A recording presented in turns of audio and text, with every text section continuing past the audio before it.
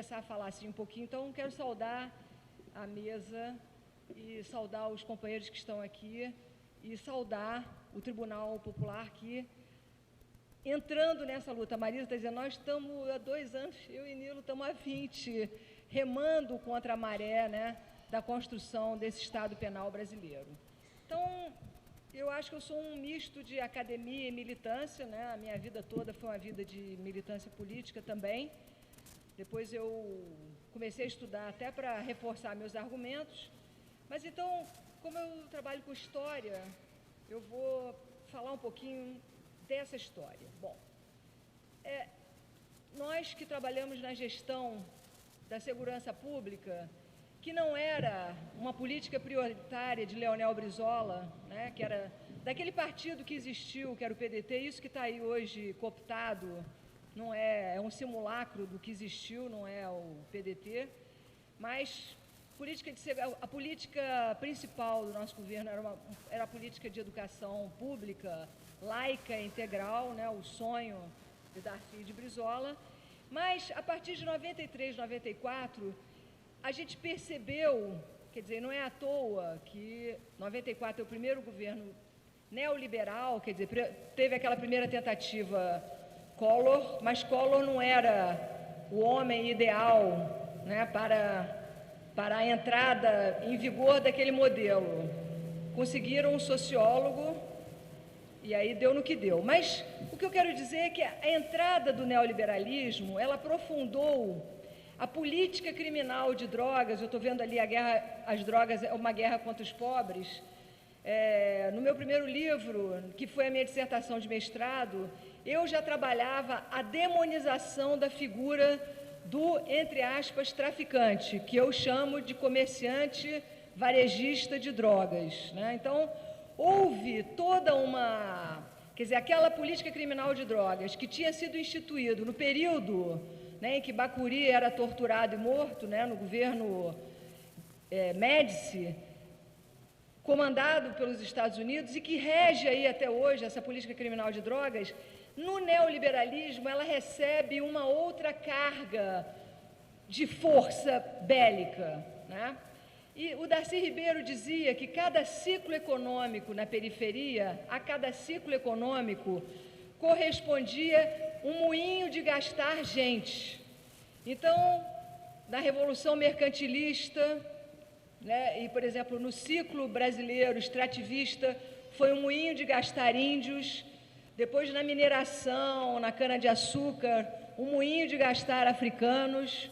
Depois, na nova agricultura, um moinho de gastar imigrantes europeus que vieram ao Brasil, né? E o neoliberalismo é um moinho de gastar juventude popular brasileira, né? Então, o neoliberalismo, junto com ele trouxe uma política de segurança pública e potencializou a guerra contra as drogas, ao mesmo tempo em que instituía, quer dizer, a sociedade neoliberal é uma sociedade amplamente drogada, mas pelas substâncias da indústria farmacoquímica, que essa sim poderia ser chamada de crime organizado, né, se a gente quisesse usar essa expressão que a gente critica tanto.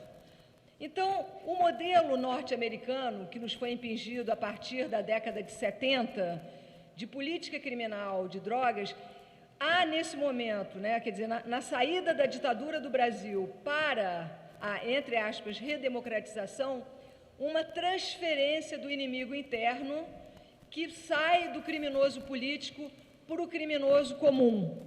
Eu acho que a esquerda, fazendo aqui uma autocrítica de nós todos, demoramos muito a nos dar conta disso, né? Eu acho que o grande encarceramento, inclusive, teve contribuições daquilo que a gente chama de esquerda punitiva, né? Aquela que aposta, né, na criminalização e em algumas prisões e tudo isso. Bom, então essa transferência do estereótipo do inimigo interno, ele passa a se dirigir para a população e principalmente para a juventude popular, né?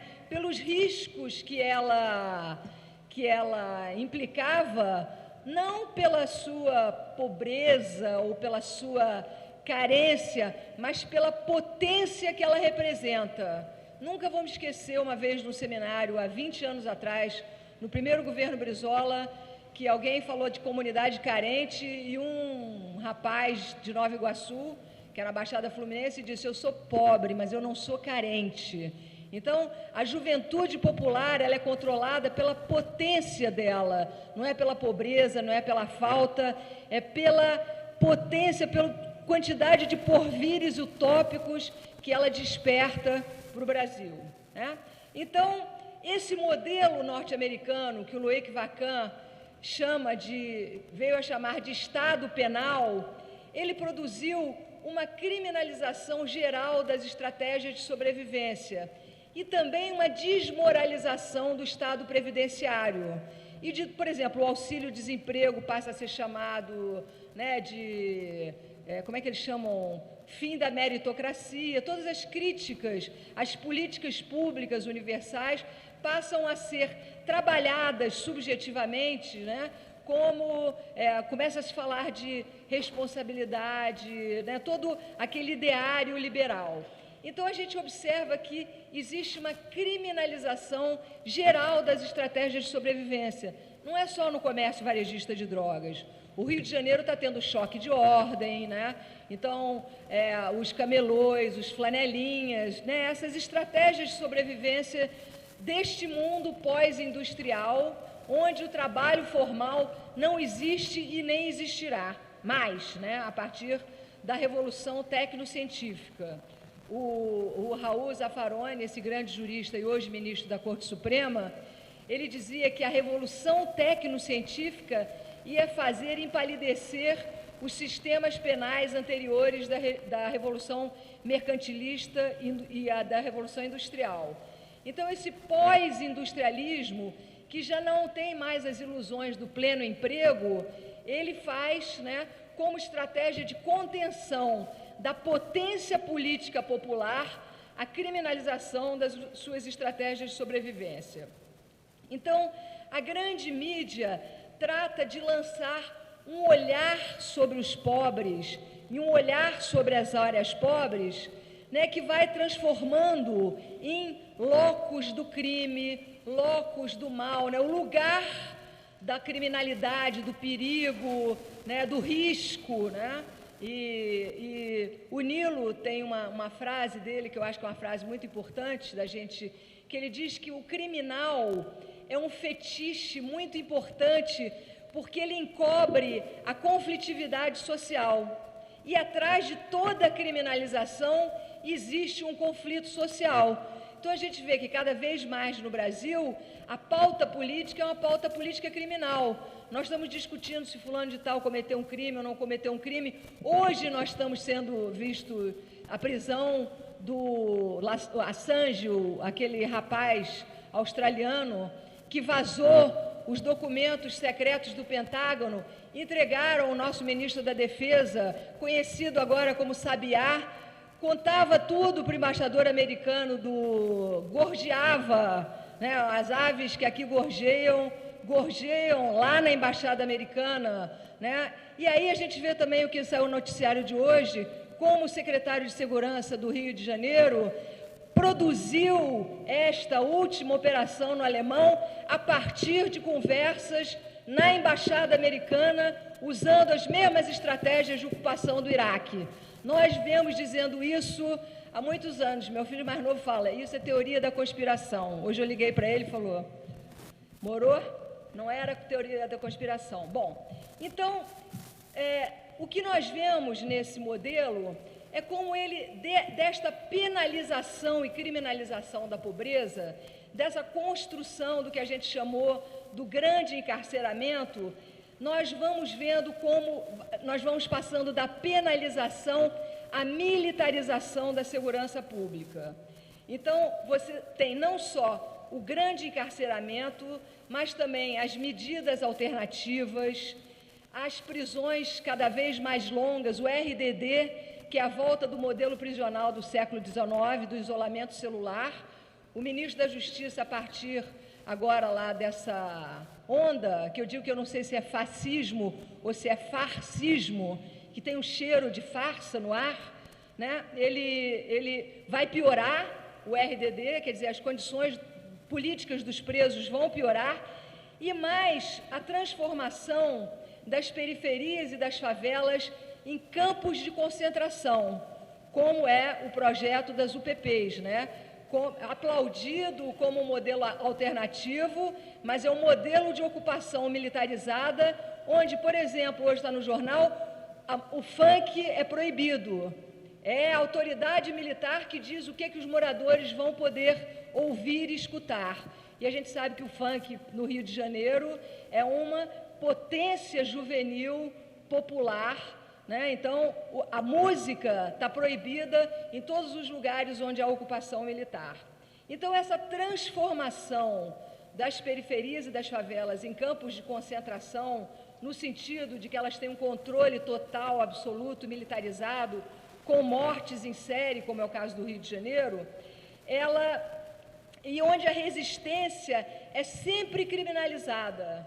Eu acho que a Marisa falou de Paraisópolis, eu me lembro que foi lá que teve um evento, e eu me lembro que os jornais jamais dizem o que aconteceu para que houvesse ou uma queima de ônibus, ou uma queima de carros, né? O motivo é sempre escondido, né? Então, você teve, por exemplo, na França, em Paris, naqueles levantes dos meninos da periferia, contra o assassinato de um menino de origem árabe pela polícia, teve noite que foram queimados 300 carros, e aquilo era chamado de manifestação política. Mas aqui nós temos sempre o fetiche criminal para esconder o que está acontecendo realmente em Paraisópolis, no Alemão, nos lugares onde isso acontece. Então, quer dizer, a mídia é o grande produtor de subjetividades, né? Pedindo, então, produzindo um efeito e produzindo, inclusive, nas áreas mais atingidas por essas guerras, uma demanda por mais punição, mais prisão e mais pena. Bom, esse modelo bélico de segurança pública, a ocupação, nós tivemos, eu e Nilo tivemos em agosto, num seminário em Medellín. Medellín tem um governo popular muito bonito, de forças populares, mas que estão completamente, vamos dizer, premidas por essa obsessão por modelos de segurança pública, né? Que você vê, eu sou socióloga, então posso falar. Lá no Rio de Janeiro, a sociologia toda fluminense está trabalhando ou nas UPPs ou produzindo modelos de segurança pública, em vez de estar na trincheira de resistência à truculência do Estado capitalista. Então, essa política de ocupação que você vê na Colômbia, no Iraque, na Palestina, ela produz tecnologias e serviços que fazem parte daquilo que o velho professor norueguês Niels Christie, que era um velho abolicionista, chamava de indústria do controle do crime. Esses documentos que vazaram ontem do Wikileaks, eles diziam exatamente isso, que os Estados Unidos pedia que o Rio de Janeiro usasse a tecnologia derrotada já no Iraque e o Afeganistão, porque as tropas estão se retirando, não é porque ninguém é bonzinho, é porque aquela guerra não tem como ser vencida, como foi a do Vietnã. Então, essa tecnologia, essa sucata tecnológica, que é vendida por Israel e pelos Estados Unidos, para produzir esse modelo de ocupação. Não sei se vocês observaram nos jornais como os blindados eram anunciados, como os armamentos eram anunciados. Então, é toda uma indústria do controle do crime. Só que o inimigo nosso é o povo brasileiro, né? O Darcy Ribeiro tem um livro muito bonito que se chama O Povo Brasileiro. O inimigo somos nós, né? Então, o Rio de Janeiro nós estamos vivendo para que fluam os negócios olímpicos transnacionais, uma verdadeira massacre das favelas cariocas. Então, você tem metáforas como cercas ecológicas, muros acústicos, e aí você vê os verdes todos aderindo, aqueles verdes da Natura, todos aderindo, dizendo, trabalhando a ideia dos muros, das cercas, né? Os pobres, quando ocupam um território, é como se eles contaminassem, poluíssem a natureza. Quando são os ricos, aí eles têm o tratamento ecológico. Nós acabamos de assistir isso no bairro de Botafogo.